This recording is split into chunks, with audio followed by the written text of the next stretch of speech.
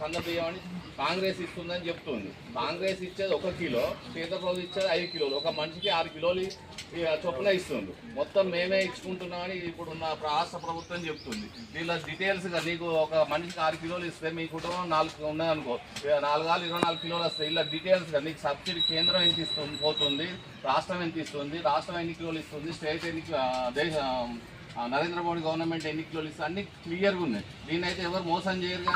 మరి దీని ఇంత క్లియర్గా ఉన్నప్పుడు రాష్ట్ర ప్రభుత్వం అనేది మేమే ఇస్తున్నాం అని చెప్పి కరెక్టేనా? అది మేము కూడా అనవద్దాం. మేము 5 కిలోలు ఇచ్చినప్పుడు మేము సైలెంట్గా ఉండి 1 కిలో ఇచ్చినప్పుడు వాళ్ళు ఇంత మాట్లాడతారు కదా. ఏడాదికి 10,000 కోట్ల రూపాయల నష్టం భరిస్తుంది కేంద్ర ప్రభుత్వం. నరేంద్ర మోడీ గారి నాయకత్వం, పేదల పెన్నిది, పేదల పెన్నిది, పేదల పెన్నిది, పేదల పక్షమైన నరేంద్ర మోడీ గారి నాయకత్వం, పేదల పక్షమైన నరేంద్ర మోడీ గారి నాయకత్వం.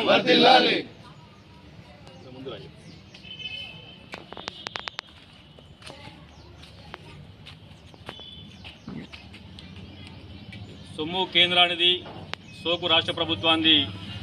నరేంద్ర మోడీ గారు గత కరోనా కాలం నుంచి వెళ్ళి మళ్ళీ ఇప్పుడు కాకుండా ఇంకో 5 సంవత్సరాలు కూడా ఫ్రీ రేషన్ బియ్యం ఇస్తారని ప్రకటించినప్పటికీ, ఇస్తున్నప్పటికీ రెగ్యులర్గా ఇప్పుడే ఈ మధ్యకాలంలో సన్న బియ్యం పంపిణీ కార్యక్రమాన్ని చేపట్టడం జరిగింది. కానీ రాష్ట్ర ప్రభుత్వం ఏదైతే ఉందో రేవంత్ రెడ్డి ప్రభుత్వం మేమే ఇస్తున్నాం అని 1 కిలో బియ్యం ఇచ్చుకుంటూ మనం ఇచ్చే నరేంద్ర మోడీ 5 కిలో బియ్యం ఇస్తే కేంద్ర ప్రభుత్వం రాష్ట్ర ప్రభుత్వం కిలో బియ్యం ఇస్తుంది. ఆ బియ్యాన్ని ఇచ్చుకుంటూ నేనే ఇస్తున్నాను చెప్పుకోవడం ప్రబలం పలుకుతున్నాడు. ఎక్కడ కూడా నరేంద్ర మోడీ ఫోటో లేకుండా, బీజేపీ కేంద్ర ప్రభుత్వం ఫోటో లేకుండా కాంగ్రెస్ అయితే చెప్పి అన్ని చేస్తున్నటువంటి రేవంత్ రెడ్డి గారి ప్రభుత్వం అవుతుందో దివాలకోరు ప్రభుత్వం. ఎక్కడ కూడా ఇచ్చిన హామీలు నెరవేరకుండా, ఏ హామీలు నెరవేరకుండా ప్రజలను మోసం చేస్తూ, నానా ఇబ్బందులు గురి చేస్తూ, ప్రభుత్వ భూములు అమ్ముకొని కూడా ప్రభుత్వం నడపలేని పరిస్థితులు ఉన్నటువంటి రాష్ట్ర ప్రభుత్వం బియ్యమితో చెప్పుకోవడం చాలా సిగ్గుసేటని మేము బీజేపీ జమ్మగూడ పక్షాన ప్రభుత్వాన్ని హెచ్చరిస్తున్నాం. తక్షణమే పద్ధతిని మార్చుకొని మీరు సక్రమంగా పాలన చేయకపోతే తిరుగుబాటు చర్య జరుగుతుందని ప్రభుత్వాన్ని హెచ్చరిస్తున్నాం.